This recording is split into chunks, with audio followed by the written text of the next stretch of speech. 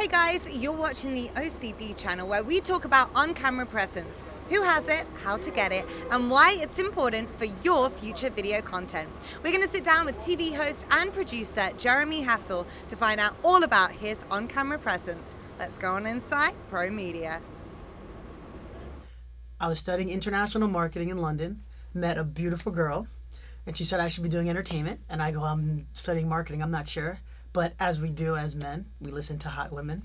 So then I said sure. So the next day I went back to college and I made a tape of myself, sent it to MTV's for The Real World, went through the whole casting to the semifinalist round. And when I'm in there, I'm with Mary Ellis Bunham and Jonathan Murray, who created The Real World. They go, we love you, but you're a fixture. We already created that role. We needed more drama, but we like you so much. And I was like, oh, wow, I'm not going to be on TV. I thought I was, what am I going to do? And she said, you ever thought about hosting or TV hosting? And I was like, no. Because I never really thought of that. You know, I always thought of marketing and business, and entertainment was new. She goes, well, send your stuff to the talent department. I said, all right, great. So next thing I know, I got a call from MTV to come in and read. And I go, wow, really? So I came down, and I didn't even think it was a real call. So I brought one of my roommates to come with me because I'm going to New York for this interview, went in. And just talked about music and with one of the talent people there, and they said, great, I want you to come back. So I came back another week, and this time it was for 8 people, and I had to do this thing called teleprompter and cue card and mock interviews. And remember, I went to school for business, not TV or journalism or broadcast, so I didn't know what to do. So I'm like, So I tried to mimic hosts that I've seen before, you know, on television, do those things, and I completely flubbed and bombed the interview. And the head of talent, Vinny Potestivo at the time, said, where's the guy last week? What is all this? I'm like, I was trying to be like Carson Daly and Lala and all the people I grew up. He goes, it's not how hosting works. You have to be yourself. That's what makes you the host. And I was like, oh. But they still liked me. He said, we still like you though, but you're green. But we're going to work on something with you. I said, all right. Next thing I know, fast forward 2 months later, I get a call to come in to do some audience correspondent work. I didn't even know what that was at the time. I said, oh, I'm going to ask questions. They go, yeah, something like that. Come into the studio. I meet Carson Daly for the first time. I'm like, so nice to meet you. And Lala, who's another host at the time. I was so excited. I'm shaking hands in the room at MTV. Oh my God, this is great. Then I'm shaking the other person's hand. I go, she looks so familiar. I'm like, Madonna, it is so nice to meet you. Wow, you're the first celebrity I've ever met. I didn't know, we're the same height. She started laughing. Everyone's laughing. And I go, so how you feel? She goes, I'm a little nervous. I go, how could you be nervous? You're Madonna. I've watched you my whole life, whatnot. She goes, before you do live performances, we all use that energy. I said, wow. And she goes, well, you're the new guy, so I get the new guy today? I'm like, what? They go, yeah, Jeremy, you're going to be Madonna today. And I go, so my first interview ever is going to be with Madonna. All right, let's go. Went to hair and makeup for my first time, got my wardrobe, went into the audience. Carson's interviewing her. He tosses to me. I go to ask Madonna questions. I've already hung out with her. It's great, right? So Madonna, tell me about this album. There's some hip-hop influences on it. Why would you go that way when you've dominated pop and so much more? Her answer was, because I wanted to. She gave me one-word answers. She was a different person who I met backstage. And I've never been in that environment before. So what do? I keep asking. So I keep asking questions. I don't know, what does that mean? And I kept coming at her. We're going back and forth, and she's laughing, I'm going. They cut the commercial. Producers are like, you are out of your mind to go toe-to-toe with Madonna on air, blah, blah, blah. And then henceforth from that, they had me do more work, spot work for TRL during the last season and things. And then I got my own show on MTV too.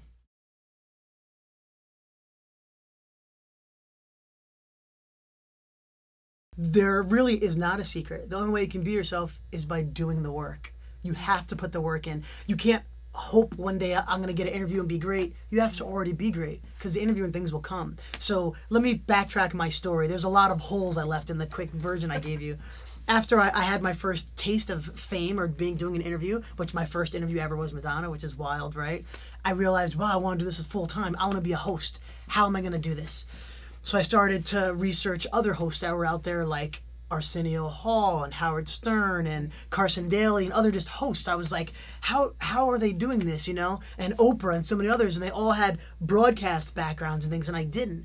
So I go, what can I do to level that playing field? How can I be a great host too, because I want to do it? So I did the only way I knew how. Hard work. I looked up in newspapers and online, anywhere there was hosting for free or events here in New York City, I asked to do it.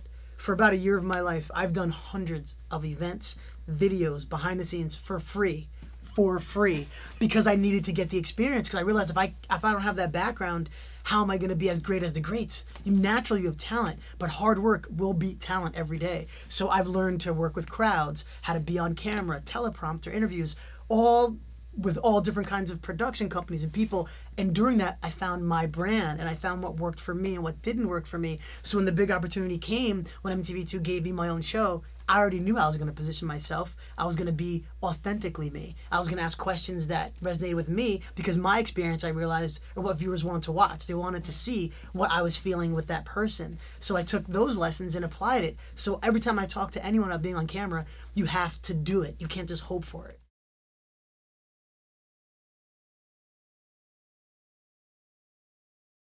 Oh, it's the difference between good and great.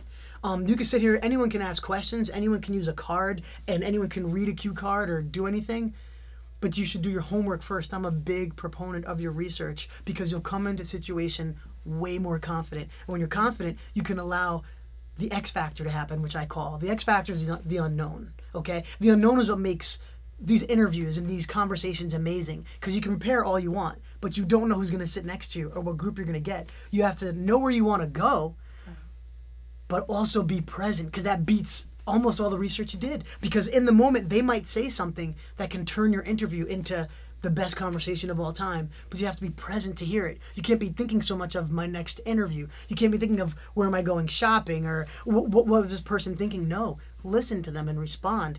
It will change your interview and your whole technique.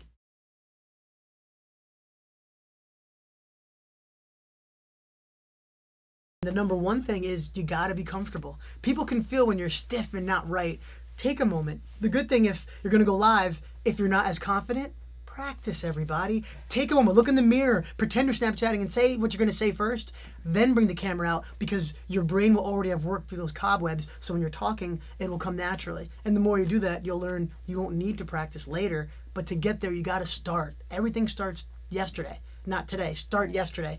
Oh, I want to start Facebooking Live. Let me do a mock beforehand and do it and then tape yourself, watch yourself so you'll see it. So when you actually do go live, you'll go, okay, I got to stop biting my lip. I have to stop saying which I get a lot from producers and people and a lot of more things. But you won't know that unless you watch yourself. You have to self-produce and critique yourself to get to the next level. That's the only way you can. So for everyday person, you have to do it. The more you're gonna do different kind of Snapchats and Facebooks, the better you'll be at it. And create a persona for each one. On Snapchat, be super emotional or funny or serious. Then for Facebook, be a little bit more serious, a bit more, or funnier. Pick what you want.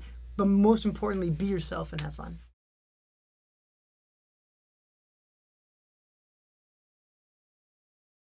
I love OM Gossip with all my heart. It's been a dream of mine since I started my career. I've been really lucky and blessed to be able to sit down with some of the biggest celebrities and people in the world that we all look up to and get these amazing interactions and stories. But I always want to share more. I always try to break the wall and bring you in and bring the person I'm interviewing and the people at home into the conversation. Right. But it wasn't enough. I always felt like this is great and people can watch it later or see it live on TV, but I wish they could be here with me, everyone who wanted to be. So then I got lucky enough to meet with Tom Walzian, who created this amazing technology that is a host module that brings in TV broadcast 1080i quality television, not internet, television quality through Skype into a live television show that we put online. It's not an online show that looks like TV. It's the opposite. All of the technology that is behind OM Gossip is insane. And the team, all the producers I work with, top of their field. So we're coming from a TV perspective to online. That's why everything is so professional. Like when you were on, the experience you had and the other celebrities that call in that want to be on, because there's never been a show where you can have celebrities, hot topics, and you at home all be together and actually speak.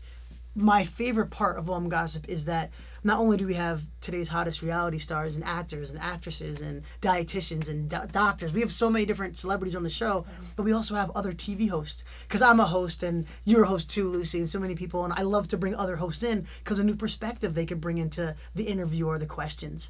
And besides that, we also bring in different people, like everyday people who are fans and some people who are haters, some people who love. We're all in that conversation together, so multiple perspectives happen at once for OM Gossip. And my favorite part of OM Gossip is that it's live. So that means anything can happen. And that's where I thrive at and makes the most fun for me.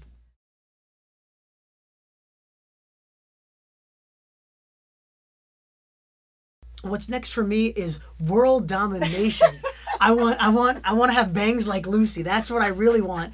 But other than that, OM Gossip really is what I'm striving to make as successful as possible. I'm lucky enough to be part of a technology and a team and a concept that I know is the future of entertainment and the way we're going to talk and take in entertainment. And I'm so happy to be at the forefront of it. And right now we're building out our team for more content. That's what my focus is right now for the next year. I try to go in yearly goals because I have so many things I want to do. I have to knock them out. So for Gossip now, our first goal is to get the right audience to find us, the right viewers to involve, get the right mix of celebrities and comics and comedians for each show, so we grow organically. We don't have a PR firm. We don't have a marketing firm. This is word of mouth, and we're getting hundreds of thousands of views and celebrities reaching out to me, DMing and Facebooking, wanting to be on my show.